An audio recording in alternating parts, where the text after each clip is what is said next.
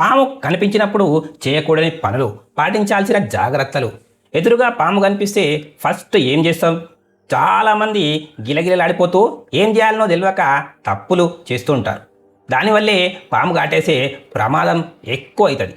అందుకే పాము కనిపించినప్పుడు ఏం చేయాలనో తెలుసుకోవడం ఎంత ముఖ్యమో, ఏం చేయొద్దో తెలుసుకోవడం కూడా గంతే ముఖ్యం.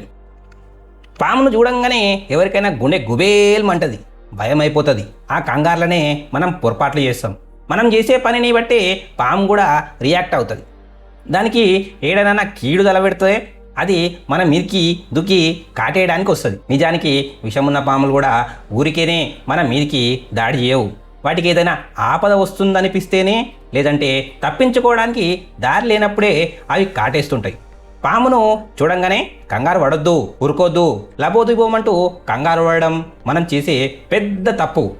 మనం అట్లనే ఉలిక్కిపడి గబగబా కదిలితే పాము కూడా భయపడి తనకు తాను కాపాడుకోవడానికి మీదికి వస్తుంది. అందుకే అట్లాంటప్పుడు నిమ్మలంగా ఉంటూ మెల్లమెల్లగా వెనుకకు జరుగుతూ అడుగులు వేయాలి. పామును చంపేందుకు ప్రయత్నించొద్దు. పామును చంపాలని చూడడం చాలా ప్రమాదకరం. చాలామందికి పాము కాటేసేది దీనివల్లనే. పాములను పట్టేటోళ్ళు, వాటి గురించి తెలిసినోళ్ళు కూడా అవసరమైతే తప్ప నేరుగా పాము జోలికి వరు. మీరే కనుక దాన్ని కొట్టబోతే అది ప్రాణాలు కాపాడుకోవడానికి ఎదురు తిరుగుతుంది. సొంత తెలివితేటలు వద్దు, దాన్ని పట్టొద్దు. పాము మెల్లగా నడుస్తున్నా, చిన్నగా తిరుగుతున్నా, లేదా ఏం చేయనట్లు అనిపించినా దాన్ని పట్టుకోవడానికి చూడడం పెద్ద తప్పు. ఇట్లా సొంత తెలివి ఉపయోగించి ప్రాణాల మీదకి తెచ్చుకోవద్దు. గట్లా పట్టబోయినప్పుడే ఎక్కువ మంది పాము కాటికి గురవుతారు.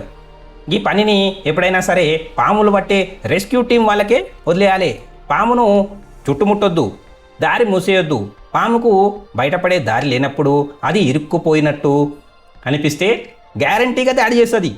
దాన్ని చుట్టుముట్టడం కానీ, అది వెళ్ళే దారికి అడ్డం పడడం కానీ చేయొద్దు.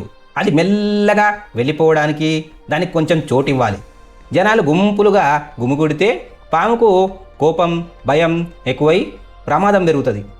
అరవడం, గట్టిగా అరుస్తూ గోల చేయడం వల్ల అది మరింత రెచ్చిపోతుంది. అందుకే ఫస్ట్ పిల్లలను, ఇంట్లో పెంచుకునే మూగజీవాలను అక్కడి నుంచి దూరంగా పంపించేయాలి.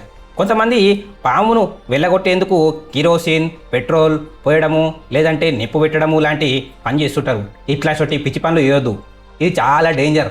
పైగా పర్యావరణానికి కూడా నష్టం. దీనివల్ల సమస్య తీరకపోగా పాముకు కోపం వచ్చి పరిస్థితి ఇంకా దారుణంగా, ఘోరంగా తయారవుతుంది. తప్పులు చేయకుండా ఉండడంతో పాటు కరెక్ట్ పద్ధతులు పాటించడం కూడా అంతే ముఖ్యం. పాము కనిపించగానే దానికి దూరంగా జరగాలి.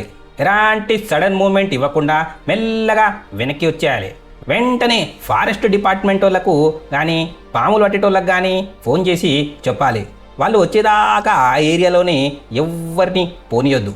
ఒకవేళ పాము నిజంగానే కాటేస్తే గాయం దగ్గర బ్లేడ్తో కోయడం, నోటితో విషం పీల్చడం, లేదా గట్టిగా బట్టకట్టడం లాంటి పాదకలపు పద్ధతులు అస్సలు చేయొద్దు.